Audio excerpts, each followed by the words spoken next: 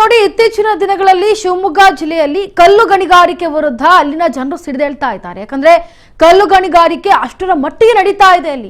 ಅಲ್ಲಿನ ಜನರಿಗೆ ಜೀವನ ಮಾಡೋದಕ್ಕೆ ಅಸ್ತವ್ಯಸ್ತಗೊಳ್ತಾ ಇದ್ದಾರೆ. ಯಾಕೆ ಅಂತಂದ್ರೆ ಅಲ್ಲಿ ನಡೀತಾ ಇರುವಂತಹ ಕಲ್ಲಿನ ಗಣಿಗಾರಿಕೆಯಿಂದ ಕುಡಿಯೋ ನೀರಿಗೂ ಕೂಡ ತೊಂದರೆ ಆಗೋಗಿದೆ. ಅಕ್ರಮ ಕಲ್ಲು ಗಣಿಗಾರಿಕೆ ನಡೀತಾ ಇದೆ. ಇದರ ವಿರುದ್ಧ ಸಿಡಿದೇಳ್ತಿದ್ದಾರೆ ಗ್ರಾಮಸ್ಥರು. ಶಿವಮೊಗ್ಗ ಜಿಲ್ಲೆಯ ಎಣ್ಣೆಕೊಪ್ಪ ಗ್ರಾಮಸ್ಥರು ಆಕ್ರೋಶವನ್ನ ಹೊರಹಾಕ್ತಿದ್ದಾರೆ.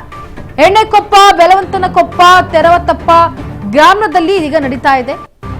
ನಾಡ ಕಚೇರಿ ಮುಂದೆ ಪ್ರತಿಭಟನೆ ನಡೆಸ್ತಾ ಇದ್ದಾರೆ ಗ್ರಾಮಸ್ಥರು. ಅಕ್ರಮ ಗಣಿಗಾರಿಕೆಯನ್ನ ವಿರೋಧಿಸಿ ನಡೆಸ್ತಾ ಇದ್ದಾರೆ ಪ್ರತಿಭಟನೆಯನ್ನ.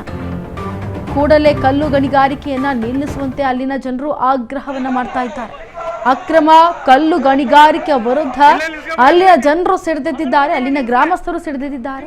ಇದು ಶಿವಮೊಗ್ಗ ಜಿಲ್ಲೆಯ ಎಣ್ಣೆಕೊಪ್ಪ ಗ್ರಾಮಸ್ಥರು ಅಲ್ಲಿ ನಡೆದಿರುವಂತಹ ಘಟನೆ. ಇದು ಎಣ್ಣೆಕೊಪ್ಪ ಹಾಗೆ ಬೆಲವಂತನಕೊಪ್ಪ ಹಾಗೆ ತೆವರತೆಪ್ಪದಲ್ಲಿ ಬಹು ಮುಖ್ಯವಾಗಿ ಗಣಿಗಾರಿಕೆ ನಡೀತಾ ಇರೋದು ಕಲ್ಲು ಗಣಿಗಾರಿಕೆ. ಈ ವಿಚಾರವಾಗಿ ನಾಡ ಕಚೇರಿ ಮುಂದೆ ಪ್ರತಿಭಟನೆ ಕೂಡ ನಡೆಸ್ತಾ ಇದ್ದಾರೆ ಅಲ್ಲಿನ ಗ್ರಾಮಸ್ಥರೆಲ್ಲರೂ ಕೂಡ ಸೇರಿ. ಅಕ್ರಮ ಗಣಿಗಾರಿಕೆ ನಡೀತಾ ಇದೆ, ಅದನ್ನ ವಿರೋಧಿಸಿ ಪ್ರತಿಭಟನೆ ಕೂಡ ಮಾಡ್ತಾ ಇದ್ದಾರೆ. ಕೂಡಲೇ ಕಲ್ಲು ಗಣಿಗಾರಿಕೆಯನ್ನು ನಿಲ್ಲಿಸಬೇಕು. ಸಚಿವ ಮಧು ಬಂಗಾರಪ್ಪ ವಿರುದ್ಧ ಗ್ರಾಮಸ್ಥರು ಆಕ್ರೋಶ ಹೊರಹಾಕ್ತಿದ್ದಾರೆ.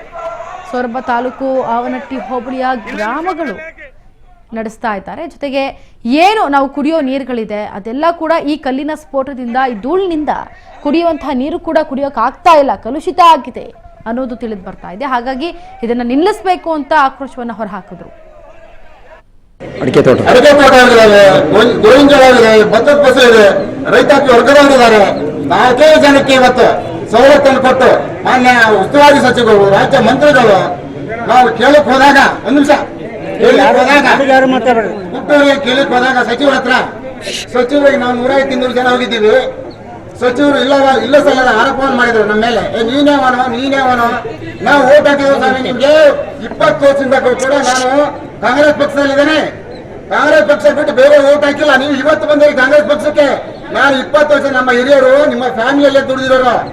ನಿಮ್ಮ ಬಂಗಾರತ್ನ ಕಾಲದಿಂದನೂ ಕೂಡ ನಾವು ದುಡ್ಡು ಬಂದಿದ್ದೀವಿ.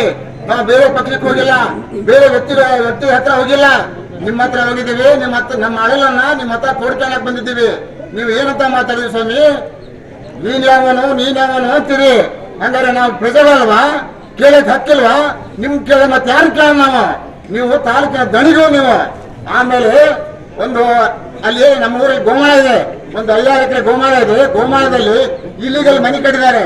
ಇಲ್ಲಿ ಅಕ್ರಮವಾಗಿ ಮನೆ ಕಟ್ಟಿದ್ದಾರೆ. ಅವರು ಆಕ್ಚುಲಿ ಉಳ್ಳವರು, ನಿರ್ಗತಿಕರಲ್ಲ. ನಾವು ನಿರ್ಗತಿಗೆ ಕೊಡೋಣ, ಉಳ್ಳವರಿಗೆ ಬೇಡ ಅಂತ ಅಂದ್ಬಿಟ್ಟು ನಾನು ತಹಸೀಲ್ದಾರಿಗೆ ಮನವಿ ಮಾಡಿದೆ.